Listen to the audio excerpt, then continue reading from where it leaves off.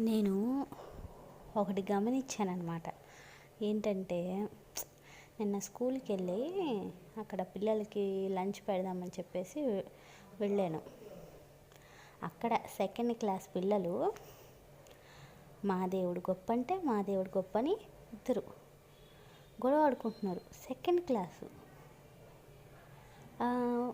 చెట్లు మనుషులన్నిటిని తయారు చేసిన మా దేవుడు లేదు, చెట్లు అన్నీ తయారు చేసిన మా దేవుడే గొప్ప, మీ దేవుడు ఏం గొప్ప అని చెప్పి ఇద్దరు గొడవ ఆడుకుంటున్నారు.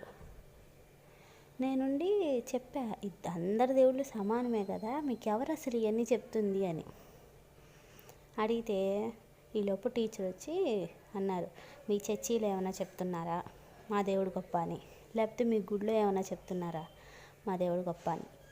దేనికైనా వెళ్ళేది దేనికి, మంచి జరిగిద్ది ప్రశాంతంగా ఉండడానికే కదా అని చెప్పి వాళ్ళిద్దరిని అరిచి తిట్టి పంపించింది. దీంట్లో నాకు అర్థమైంది ఏంటంటే, పిల్లలు ఈ ఎక్కడ చూస్తున్నారో వాళ్ళు ఏం అర్థం చేసుకుంటున్నారో అయితే అర్థం కావట్లేదు. కొంచెం స్కూల్లోనే శ్రద్ధ పెట్టి ఇలాంటి విషయాల్లో వాళ్ళకి కొంచెం అర్థమయ్యేటట్టు, అందరూ ఒకటే, దేవుడు గొప్ప కాదు, మన దేవుడిని పూజించాలి, పక్క దేవుడిని గౌరవించాలని చెప్పి వాళ్ళకి చెప్పాలి. అప్పుడే వాళ్ళు నేర్చుకుంటారు.